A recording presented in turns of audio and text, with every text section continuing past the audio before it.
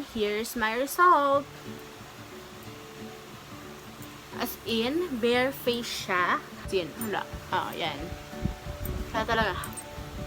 Wala talaga akong gamit. At all. And, kakatapos ko lang. So, I guess, effective siya.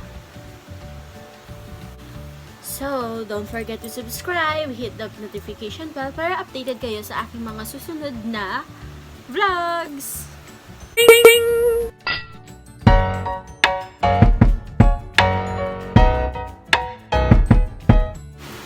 Hi guys! Welcome back to my channel! Ding, ding! Gagawa tayo ng 7-day review ng DIY face mask. Egg white plus black coffee. Titingnan natin kung totoo bang mag-glow yung skin natin in just 7 days of usage. So, today is our first day. Ngayon ay May 28. Yan. For 7 days, gagawa tayo ng review. Araw-araw, susubukan kong i-film every time na gagamitin ko yun. So, let's start! First is, kailangan natin ng mga headbands, anything na pwede nyo ilagay sa ulo nyo to prevent hair from moving. Next is, lilinisin ko lang yung mukha ko. Ang gamit ko for cleanser is Master Active White Zero Oil Deep Cleanser.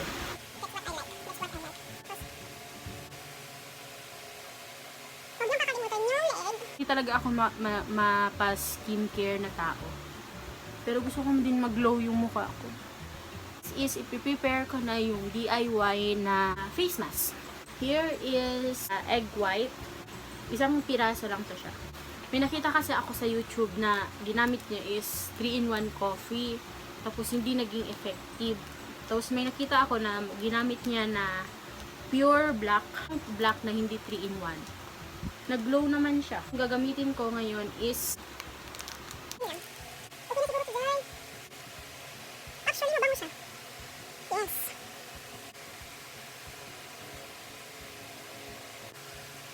Ayan. leave it for 15 to 20 minutes. Yung feeling ko ngayon is wala pa. Wala pa akong nararamdaman. Banat na banat yung mukha ko ngayon. Kasi nalalaman mo naman kung pwede na kasi tuyo na siya. In 3, 2, 1. So, ayan na. Nakapaglinis na tayo ng mukha. Okay naman siya. So, see you tomorrow for day 2.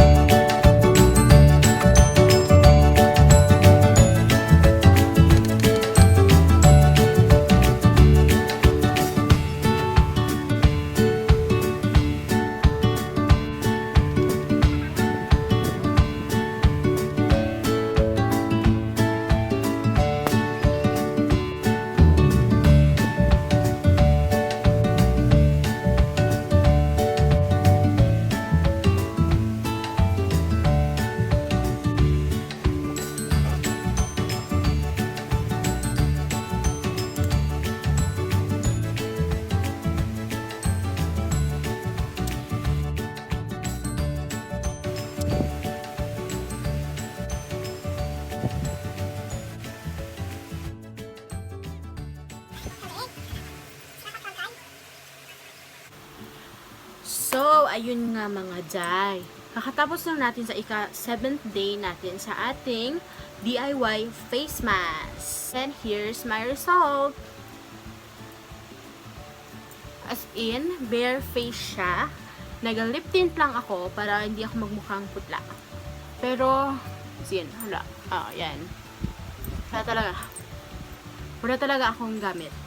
At all. And, kakatapos ko lang. Wala pa ako naglagay ng moisturizer, anything. Wala pa. So, I guess, effective siya. Yung ginawa ko lang for 7 days is, yun nga, kini-cleanse ko muna yung mukha ko. Then, after, i-apply ko na yung face mask. And then, I leave it for 15 to 20 minutes. Tapos, I rinse it off. Yung normal na sabon yung gamit ko. Then, after, dinadaanan ko yung mukha ko ng ice cube para ma-seal yung mga pores.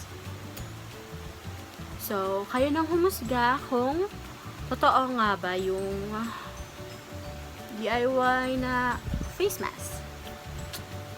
It's just coffee and egg. Hindi ko na siya nilagyan ng vitamin E because wala lang, hindi ko na siya sinubukang i-try. Pero kung siguro hiyang kayo sa vitamin E, why not try it? So, don't forget to subscribe, hit the notification bell para updated kayo sa aking mga susunod na vlogs. At huwag nyo na rin kalimutang bigyan ng thumbs up ang video na to at mag-comment kayo ng inyong mga video suggestion for my next vlog. See you on my next vlog, guys!